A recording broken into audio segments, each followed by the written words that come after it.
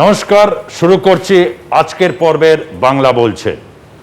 বাংলা বলছে শুরুতে নিঃসন্দেহে যে বিষয়টাকে আপনাদের কাছে অত্যন্ত অতীব গুরুত্বপূর্ণ মনে হতে পারে সেটি হচ্ছে আমলা আলাপন বন্দ্যোপাধ্যায়কে কেন্দ্র করে একেবারে যে পরিস্থিতি তৈরি করছে সেটা শুধু আর আলাপন বন্দ্যোপাধ্যায়ের মধ্যেই কি আর সীমাবদ্ধ রয়েছে মনে পড়ছে না। অন্তত আমার দীর্ঘ ৩০ বছরের সাংবাদিকতা জীবন বা অন্যান্যর সাথে সংশ্লিষ্ট যে কোনো মুখ্য সচিবকে কেন্দ্র করে গোটা ভারতবর্ষের সংবাদ মাধ্যমের মধ্যে এই মুহূর্তে চর্চার বিষয়। ধারাবাহিকভাবে আমরা জানি কেন্দ্র রাজ্যের সম্পর্ক নিয়ে প্রায় কত যে এপিসোড করতে হয়েছে, কত যে বক্তব্য সামনে এসছে তার কোনো ইয়ত্তা নেই, সত্যিই ইয়ত্তা নেই। কিন্তু শুধু মুখ্য সচিবকে কেন্দ্র করে এই রকম একটা পরিস্থিতি যে তৈরি হতে পারে এটা অন্তত অনুমান করা যায়নি। তার অবসর আজকে তিনি নিয়েছেন এবং তিনি যোগদানও করেছেন, নতুন হচ্ছেন তিনি চিফ অ্যাডভাইজার সিএম এর, কিন্তু তারপরেও যায়নি, তারপরেও বলা হচ্ছে যে তাকে যোগদান করতেই হবে। মুখ্যমন্ত্রী মমতা বন্দ্যোপাধ্যায় একটা কথা বলেছেন, এইভাবে আমাকে শেষ করতে আপনারা পারবেন না, কোনোভাবেই পারবেন না। এবং শুধু এটি আলাপন বন্দ্যোপাধ্যায় একজন কোনো সিঙ্গেল কোনো একজন বিউরোক্র্যাটের সাথে নয়, গোটা দেশের যারা বিউরোক্র্যাট রয়েছেন, আইএস আইপিএস এবং আরও অনেক যে সার্ভিস ক্যাডারে যারা যারা রয়েছেন বিউরোক্র্যাট, এটা প্রত্যেকের লড়াই। দুজনের সিন্ডিকেট দেশে চলেছে, দুজনের সিন্ডিকেট বলছেন মুখ্যমন্ত্রী। এই দুজন আমরা কি জানি, হাম দো হামারা দো, এই কথাটা ভারতবর্ষের রাজনীতির অঙ্গনে এখন এত বেশি প্রচারিত, শুধু প্রচারিত দেশের সীমানা ছাড়িয়ে এটি আন্তর্জাতিক স্তরে সংবাদ মাধ্যমে গিয়েও পৌঁছচ্ছে। হাম দো হামারা দো, এত বড় একটা দেশ, এতগুলো রাজ্য, এতগুলো ভাষা, সেখানে দুজনের সিন্ডিকেট কিভাবে চলতে পারে? মুখ্যমন্ত্রী আজ দুবার প্রেস কনফারেন্স, একদিকে ইয়াসের একটা কর্মকাণ্ড রয়েছে, তার কারণ বহু জায়গায় জল এখনো রয়েছে, নামেনি, বৃষ্টি বর্ষার ভ্রুকুটি রয়েছে, এমতো অবস্থায় পুনর্গঠনের প্রশ্ন রয়েছে, তার মধ্যে কোভিড নিয়ে মাত্র 1,41,00,000 মতো এখনো পর্যন্ত ভ্যাকসিনেটেড হয়েছে, আর ডবল ডোজ মিলিয়ে 40 লক্ষের মতো। গোটা বাংলায় 10.5 কোটি মানুষ রয়েছেন, তৃতীয় ওয়েভে ভ্রুকুটি, কত কঠিন পরিস্থিতি। তার মধ্যে মুখ্য সচিবকে কেন্দ্র করে এই যে পরিস্থিতি তৈরি করলো কেন্দ্র এবং রাজ্য, এখানে কিন্তু এটা দেশের একটা সংখ্যাগরিষ্ঠ মানুষ যারা রয়েছেন, যারা অন্তত বিউরোক্র্যাট প্রাক্তন যারা, তারা কিন্তু এই ইস্যুতে সাফ বলছেন। বাংলা বলছেতে আমি প্রথমে একটু দেখাবো হচ্ছে আলাপন বন্দ্যোপাধ্যায় নিয়ে আজকে মুখ্যমন্ত্রী ঠিক কি বলেছেন, প্রথমে একটু সেটা শোনাবো। We need the service of Alapan Bandyopadhyay very badly. He retired, but I didn't allow him to leave Nabarno, to leave our secretariat. So, the new chief secretary, after his superannuation, Mr. Dwivedi, the home secretary, became the chief secretary, and home secretary, Mr. Gopalika, became the home secretary, and Alapan Bandyopadhyay, like him, a bright officer, I will not allow him to leave us finally. Chief Secretary is okay, today is the retirement day, it is his desire, he can take a decision. And I think he has the guts, he has the boldness, he has the honesty, he has the sincerity, and his name will be forever for the history of India, that how a bureaucrat is been victimized after his long services. And I allowed him to be Chief Advisor of Chief Minister. শুধু এটা নয়, আরও হচ্ছে যে কেন্দ্র প্রতিটা মুহূর্তে রাজ্যের উপর এক ভয়াবহ চাপ তৈরি করার চেষ্টা করছে, যা এই কঠিন পরিস্থিতিতে কাজকে আরো কঠিন করে দিচ্ছে। যে কোনো ক্ষেত্রে নির্বাচিত সরকার সে তার প্রশাসনিক দায়িত্ব পালন করে রাজ্যকে সামনের দিকে এগিয়ে নিয়ে যাবে, দুর্যোগ কঠিন পরিস্থিতিতে রাজ্যবাসীকে সুরক্ষা দেবে। সেখানে কেন্দ্র সহযোগিতার অতীতে সত্যি কীরকম দেখা গেছে, অনেক সরকার ফেলতে দেখেছি, এই জীবনে অনেকগুলো দেখেছি, 356 আকছার প্রয়োগ দেখেছি একটা সময়, কত সরকারকে ফেলে দেওয়া হয়েছে, কোন রাজ্যের উদাহরণ ছেড়ে বলবো। কিন্তু দীর্ঘদিন এটা একটা রাজনৈতিক চর্চার বিষয় ছিল, কিন্তু সাম্প্রতিক সময় বাংলার সাথে কেন্দ্র যা করছে তাতে কি আদপেই এই রাজ্যের যে পরিস্থিতি তৈরি করা হচ্ছে, ভারতীয় জনতা পার্টি তাদেরই তো সরকার কেন্দ্রে চলছে, কোনোভাবে আগামী সময় সেটা কি এই রাজ্যের যারা অধিবাসী সংখ্যাগরিষ্ঠ বাঙালি জাতিসত্তা কি এটাকে কোনোদিন পুরোপুরি ভুলে যেতে পারবে?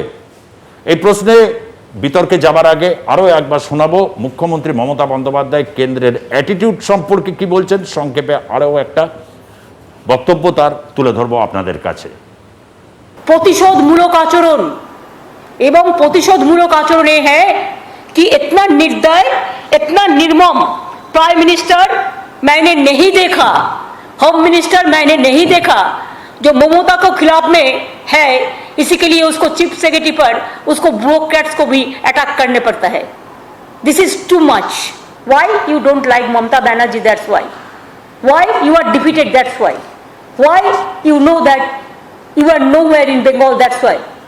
Do you think that they should not respect the people's mandate? After my taking oath, within a day, they have got to saying violence, violence, violence. I have not seen any violence. There must be some evidence. They have gone, filed some writ petition for president rule. We came to know from the media. They have gone to National Human Rights Commission. They sent National Human Rights Commission. They sent central team, not for the purpose of COVID, but for the purpose of political vendetta to save the BJP from their inner fightings. They want to bulldoze the state government totally. They want to play only the political vendetta. Who has taken this decision? This is illegal, unconstitutional, and we do not know who are their political advisors. Maybe some political advisor, this Prime Minister and Home Minister. It's really danger for the country. And it is not only they are going to bulldoze the federal structure, they are going to the moral of the bureaucrats throughout the country. প্রধানমন্ত্রী এবং স্বরাষ্ট্রমন্ত্রী দেশের জন্য ভয়ঙ্কর, dangerous বলছেন, এবং শুধু তাই নয়, ভারতবর্ষের ফেডারেল স্ট্রাকচারকে ধ্বংস করছেন এবং ভারতবর্ষের ব্যুরোক্র্যাটদের যে মানসিক দৃঢ়তা বা তারা যেভাবে তাদেরকে একেবারে বুলডোজ করতে চাইছেন, এই ছিল তার মধ্যে বক্তব্য এখনো পর্যন্ত। তবে তার মধ্যেও আরও একটা বক্তব্য রয়েছে, সেই বক্তব্যটা আমাদের সাথে কোহিনুর মজুমদার আছে, তার কাছে আমি এই প্রশ্নটা রাখবো। ঝন্টু বড়াইক রয়েছেন, যিনি রাজনৈতিক বিশ্লেষক হিসাবে থাকবেন। কোহিনুরকে আপনারা জানেন প্রত্যেকেই, যে কোহিনুর একজন তৃণমূল কংগ্রেসের অন্যতম এই মুহূর্তের একজন মুখপাত্র, ফ্রন্টলাইন মুখপাত্র, এবং অধ্যাপক রয়েছেন আমাদের সঙ্গে দেবর্ষী ভট্টাচার্য, রাজনৈতিকভাবে বিশ্লেষণও তিনি করেন। দেবর্ষী বাবু, ঝন্টু বড়াইক এবং কোহিনুর তিনজনকে স্বাগত জানিয়ে আমি প্রত্যেকের কাছ থেকে একটা মতামত প্রথমে একটু নিয়ে নেব এক এক করে। প্রত্যেকের জন্য 3 মিনিট করে সময় দিচ্ছি। প্রথমে আমি আসবো হচ্ছে দেবর্ষী ভট্টাচার্য, আপনার কাছে। আপনি শুনলেন যে দুজন ভারতবর্ষের 137 কোটির দেশে দুজন, ইজ ইট ফিজিবল? না, এটা সত্যি বাস্তবে এখন হয়ে গেছে বলে আমাদের ধরে নিতে হবে? সুজিতদা, এই ঘটনাটা একের পর এক এরকম ঘটনার পুনরাবৃত্তি হয়ে যাচ্ছে। ফলে এই ক্ষেত্রে মুখ্যমন্ত্রীর সাথে আমি একমত যে সত্যি যে একজন দুজন লোকের ডিক্টেটরশিপ সারা ভারতবর্ষে চলছে। কিন্তু আলাপনবাবুর প্রসঙ্গটা যদি আপনি, যেহেতু ওটা মুখ্য প্রসঙ্গ আজকের আলোচনার, সেখানে একটা কথা বলি যে আজকে আলাপনবাবু যে কারণে রিজাইন করতে বাধ্য হলেন, মানে তার সুপার অ্যানুয়েশনটা নিতে বাধ্য হলেন রাদার, যদিও এক্সটেন্ডেড হয়েছিল, ব্যাপারটা দাঁড়ালো সেই মানে রাজায় রাজায় যুদ্ধ হয়, উলুখ আগ্রার প্রাণ যায়। আমাদের দেশের আইনগুলো এত বেশি পাবলিক রিপ্রেজেন্টেটিভ সেন্ট্রিক, যার জন্য তাদের থেকেও অনেক বেশি ক্ষতিগ্রস্ত হয় পাবলিক সার্ভেন্টরা। এই আইএস রুলস, যেটা ক্যাডার্স রুলস 1954, সেখানে কিন্তু পরিষ্কার বলা আছে, যেটা সেন্ট্রাল গভর্নমেন্টের বিরুদ্ধে ভয়ঙ্কর অভিযোগ, যেটা সেখানে পরিষ্কার বলা আছে, প্রোভাইডেড দ্যাট এখানে বলা আছে a cadre may with the concurrence of the concerned state government and central government be deputed for service under central or state government. এই কনকারেন্সটা সেন্ট্রাল গভর্নমেন্ট পাত্তাই দেয়নি, রাজ্যের সাথে সম্মতি নেওয়ার ব্যাপারটা পাত্তা দেয়নি, সম্পূর্ণ একতরফাভাবে করেছে। কিন্তু দেখুন কিভাবে এই রুলসটা 1954-এর, তারপরে 1969-এ একটা ওই রুল 6(1)ই একটা কীরকম পয়েন্ট ইনসারশন করা হয়েছিল, যে সেখানে বলছে যে provided that in case of any disagreement, the matter shall be decided by the central government and the state government shall give effect to the decision of the central government. এইখানে এই যে 6/1 এই যে রুলটার কথা কেন্দ্র বলছে, সেখানে মুখ্যমন্ত্রীর সাথে মানে কথা হয়নি। এখন প্রশ্ন আসবে এই বক্তব্যের ক্ষেত্রে, বিজেপি বারবারই বলে বা কেন্দ্র তাদের ডিফেন্স করতে গিয়ে যে মুখ্যমন্ত্রী কোনো মিটিংয়ে থাকেন না, এমনকি কলাইকুণ্ডার উদাহরণটাকে সামনে নিয়ে আসবে। সুতরাং তার সাথে অনুমতি, কিন্তু এখানে অনুমতির কথা 6/1 রুলে, যেটাকে কেন্দ্র বারবার করে বলছে, যেটাকে যোগ দিতেই হবে। সেটা বলা আছে, কিন্তু 1969 একটা লাইন ঢোকানো হলো, যেখানে ডিসএগ্রিমেন্ট হবে সেখানে সেন্ট্রাল গভর্নমেন্টের ডিসিশনটাকেই মানতে হবে। যে কারণে আজকে আলাপন বাবুর সুপারঅ্যানুয়েশন নেওয়া ছাড়া আর কোনো উপায় রইল না। ফলে এই যে কনসেন্ট্রিক একটা রুল তৈরি করা, অর্থাৎ যতই ফেডারেল স্ট্রাকচার আপনি বলুন, আসলে কেন্দ্রিক সব ঘটনাগুলো, এতে কি হচ্ছে, খাড়াটা কাদের ওপর নেমে আসছে? পাবলিক সার্ভেন্টদের ওপর। অথচ আচ্ছা বলুন তো দেখি, প্রধানমন্ত্রীর যদি প্রিন্সিপাল সেক্রেটারি হতেন, তিনি যদি কোনো মিটিংয়ে জয়েন না করতেন, তার প্রিন্সিপাল সেক্রেটারি কি সেই মিটিংয়ে জয়েন করতে পারতেন? এটা তো প্রধানমন্ত্রী নিজের বোঝা উচিত। ফলে আমাদের মুখ্যমন্ত্রী যে কোনো কারণেই হোক সেই মিটিংয়ে সেদিন থাকতে যদি না পারেন অন্যান্য কাজের জন্য, কারণ একটা কথা মাথায় রাখতে হবে, সময়কালটা। আমাদের যে ওয়েস্ট বেঙ্গলের 157.5 কিলোমিটার লং কোস্টাল লাইন বিধ্বস্ত, সেই প্রসঙ্গটা অবশ্যই মাথায় রাখতে হবে। এবং কোভিড অবস্থা, এই অবস্থা একজন প্রিন্সিপাল সেক্রেটারি যাকে এক্সটেন্ড করা হয়েছিল, যে অত্যন্ত দক্ষ, আমি তার ব্যক্তিগত জীবনের যে অমূল্য ক্ষতি হয়েছে সেটা বাদই দিলাম, এই অবস্থায় এরকম একটা সিদ্ধান্ত যে মিটিংয়ে যায়নি বলে, যেহেতু পাবলিক রিপ্রেজেন্টেটিভদের আমরা ধরাছোঁয়ার মধ্যে ধরতে পারবো না, তাই পাবলিক সার্ভেন্টকে ধরেই টানো, এটা কমপ্লিটলি একটা, আমার কাছে কোনো অবস্থাতেই এটা একটা ওই ভিন্ডিকটিভ অ্যাটিটিউডের বাইরে কি বলে কিছু মনে হয়নি। সবাই তাই বলছে মুখ্যমন্ত্রী ভিন্ডিকটিভ। আমি জন্টু বড়াইকের কাছে আসার পর তারপর কোহিনুরের কাছ থেকে বক্তব্য শুনবো। একটা বক্তব্যর ক্ষেত্রে মুখ্যমন্ত্রী তার পয়েন্টে বললেন যে নির্বাচনে জেতার পর থেকেই বোঝা যাচ্ছিল পরপর এজেন্সিগুলো আসতে শুরু করেছিল, এবং রাজ্য সরকারকে তো বুলডোজ করতে চাইছে, প্রতিহিংসা। কিন্তু একটা জায়গায় তিনি বলছেন, ভোটের পরে বলছেন এটা হিংসা, কিন্তু আমি তেমনভাবে কোনো হিংসা দেখতে পাচ্ছি না। কিন্তু ভারতীয় জনতা পার্টি লাগাতার এই ব্যাপারটাকে কিন্তু নিয়ে আসছে। ইভেন মিডিয়ার ক্ষেত্রে ওরা একটা কন্টিনিউয়াসলি একটা পিঞ্চ করতে যাচ্ছে, নাকি আমরা কিছুই নাকি দেখাচ্ছে না। বিভিন্ন প্রসঙ্গ এসেছে, কারণ মুখ্যমন্ত্রী হলেও তিনি বলেছেন আমি এটা দেখতে পাচ্ছি না, কিন্তু পরপর এজেন্সি নিয়ে আসছে পরপর। এটা কি একটা কারণ, নাকি নির্বাচনে এই যে এরকমভাবে ভুলুণ্ঠিত হওয়া, যদিও সেটাকে অত্যন্ত বেশি ম্যাগনিফাই করে দেখতে চাইছে বিজেপি, কারণ তারা ভোট পেয়েছে, যথেষ্টই ভোট পেয়েছে? কোনটা মনে হচ্ছে? দেখুন সুজিতবাবু, প্রথমেই বলি যে পুরো স্ট্রাকচারটা যদি পরপর কুচিয়ে নেন, তাহলে কতগুলো পয়েন্ট এখানে উঠে আসে। প্রথম কথা যে পাক নির্বাচনী সংঘাত এবং নির্বাচন পরবর্তী সংঘাতের ইতিহাস কিন্তু আজ নয়, পশ্চিমবঙ্গে কিন্তু দীর্ঘ এই ইতিহাসটা আছে। ফলে এটা নতুন নয়, এবং আমাদের পারস্পরিক সহাবস্থান করেও আমরা রাজনৈতিকভাবে অসহিষ্ণু। এটার উদাহরণ আজ আপনি অনেকদিন সাংবাদিকতা করছেন, আপনি দেখেছেন এর চাইতে বড় সংঘর্ষ।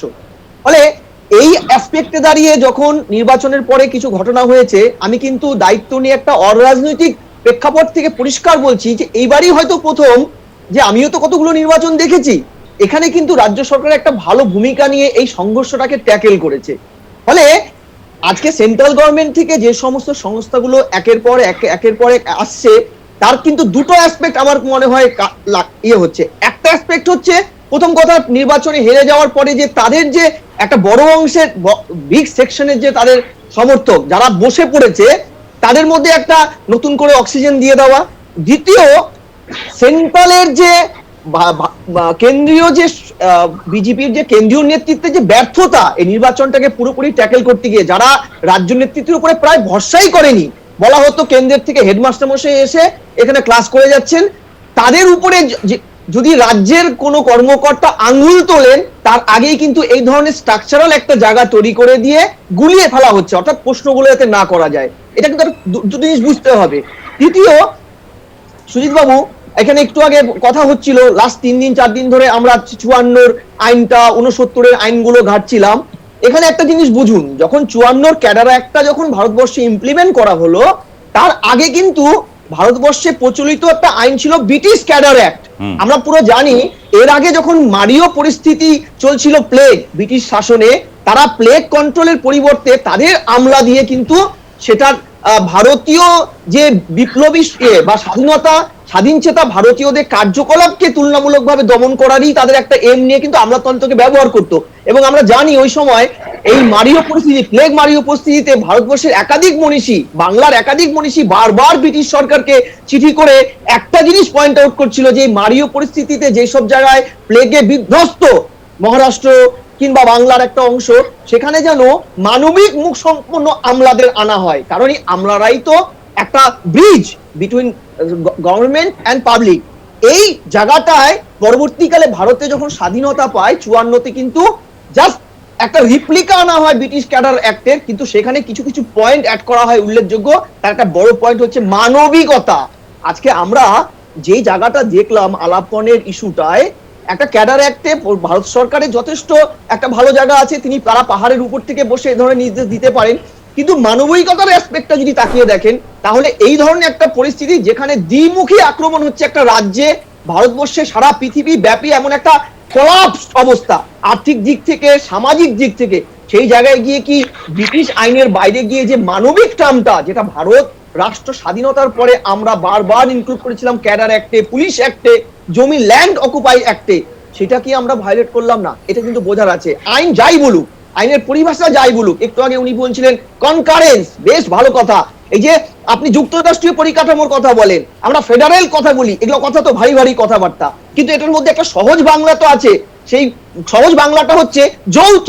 অর্থাৎ আপনি আমাকে যখন রাজ্য যদি কথায় কথায় স্টেট গভর্নমেন্ট সেন্ট্রালের দোষ দেখে, তাহলে সেন্ট্রালকেও তো বুঝতে হবে যে আমি যখন যৌথ বা ফেডারেল কথাটা বলছি, তাহলে আমার অংশীদারের দায়িত্বটাও আমাকে সুস্থভাবে নিতে হবে। আমি কথায় কথায় চাপিয়ে দিতে পারি না। নির্বাচনের পরবর্তীকালে তো উত্তরপ্রদেশও এবার প্রচুর বিরোধীদের বাড়িঘর ভাঙা হয়েছে, প্রচুর সংঘর্ষ হয়েছে, আমরা দেখেছি মিডিয়ার মাধ্যমে। আমিও তো বললাম যে ভারতবর্ষের এই গণতন্ত্রের মানে প্রতি মুহূর্তে একটা সম্প্রসারণের একটা প্রক্রিয়ার মধ্যে দিয়ে কেন্দ্র রাজ্য বহু সরকারকে ফেলে দেওয়ার ইতিহাস আছে বিভিন্ন সময়, কিন্তু এইভাবে নির্বাচনে একরকমভাবে আমরা দেখলাম ম্যান্ডেট আসার পর থেকে প্রতি মুহূর্তে একটু নিঃশ্বাস নেওয়ার পর্যন্ত অবসর নেই। এটা তো প্রতিহিংসার যে একটা পরিস্থিতি, সেই নিয়ে কোনো জায়গা নেই। আমি কোহিনুরের কাছে আসব। এটা জানি বোনাফাইড বিজেপি, রাজ্য বিজেপির নেতৃত্বের একটা কঠিন অবস্থা এই মুহূর্তে, যে এটাকে ডিফেন্স করার মতো জায়গায় নেই, বা প্রচুর সাপেক্ষে বললেও যদি এটা বাস্তব হয়, দেশে মুখ্যমন্ত্রী যেটা বলছেন যে দুজনের সিন্ডিকেট চলছে গোটা দেশে, তাহলে কিন্তু আগামী দিনের পরিস্থিতি যথেষ্ট উদ্বেগজনক। তার কারণ হচ্ছে যে দেশবাসী আমাদের অবলম্বন, যে রাজ্যবাসী আমাদের অবলম্বন, তাদের একটা বড় অংশ কিন্তু একদিক থেকে করোনার সাথে লড়তে লড়তে, প্রাকৃতিক বিপর্যয়ের সাথে লড়তে লড়তে একটা বিধ্বস্ত অবস্থায় আছে। এইরকম একটা পরিস্থিতির মধ্যে দিয়ে তৃণমূল কংগ্রেসের মুখপাত্র হিসাবে এই যে গোটা ঘটনায় সামনের দিকে কি হতে চলেছে বা কিভাবে তার এই লড়াইটা তারা লড়তে চলেছে, এই ব্যাপারটা একটু আমাদের কাছে তুলে ধরার, আমাদের সবাই এটা জানতে খুব চাইবে। কোহিনুর মজুমদার।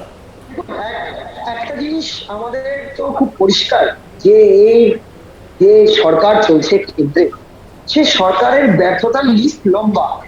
সে ব্যর্থতার লিস্ট লম্বা কেন? আজকে আমাদের দেখতে পেয়েছি জিডিপি সবচেয়ে খারাপ, আজকে আমরা জিনিসের দাম, পেট্রোল প্রায় 100 ছুঁয়ে গেছে, করোনার কোনো কুড়ি কিনারা খাই, যেখানে ডবল ইঞ্জিন সরকার, সেখান থেকে টিভিতে দেখা যাচ্ছে যে করোনার লাশ গঙ্গার উপর, ব্রিজের উপর থেকে নিচে নদীতে ফেলে দিতে হচ্ছে। আমরা দেখছি যে বৃষ্টি হচ্ছে, বালি চলে যাচ্ছে, লাশ ভেসে উঠছে, গঙ্গা দিয়ে লাশ ভাসছে।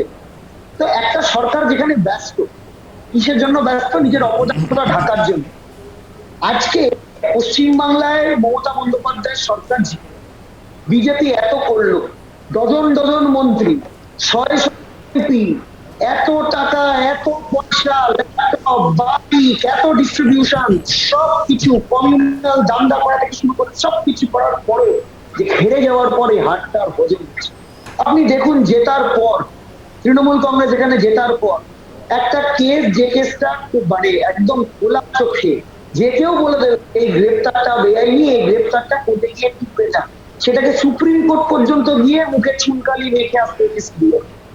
আজকে দাঁড়িয়ে মুখ্য সচিব চিফ সেক্রেটারিকে নিয়ে টানাটানি করছে। কেননা চিফ সেক্রেটারি এখানে সামনে থেকে মমতা বন্দ্যোপাধ্যায়ের পাশে থেকে সামনে থেকে লড়াই ছিলেন এবং করোনার বিরুদ্ধে লড়াই। এর তো বলতে বাধ্য হচ্ছে যেখানে উত্তরপ্রদেশের মতো মাথায় আমাদের ঝড়খালিতে ম্যানগ্রোভের মধ্যে কোনো লাশ পুঁতে রাখতে হয়নি, বিহারের মতো গঙ্গায় লাশ বসিয়ে দিতে হয়নি। আমরা এখানে অনেক ভালো বিহার প্রদেশ জগন্নাথ সরকার থেকে অনেক ভালো কাজ করেছি।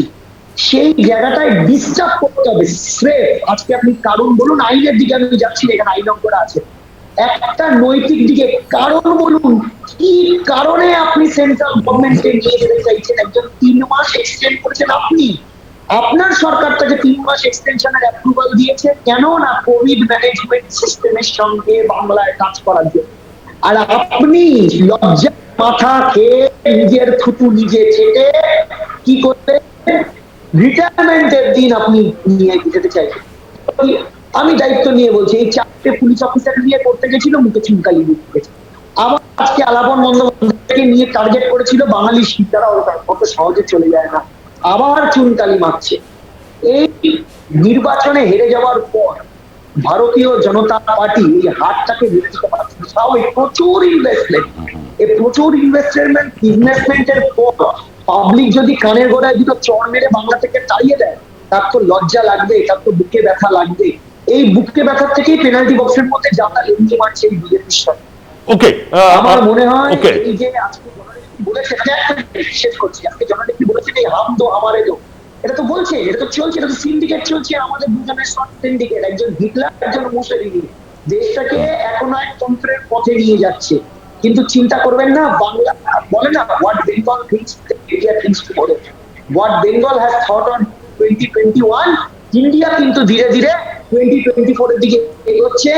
এবং হিটলার মুসলিনির যে অবস্থা হয়েছিল, কিন্তু কোহিনুরের বক্তব্য শুনলাম, দেশ একনায়কতন্ত্রের দিকে অনেকটা এগিয়ে গেছে, কেউ কেউ বলছেন দেশে একনায়কতন্ত্র এসে গেছে।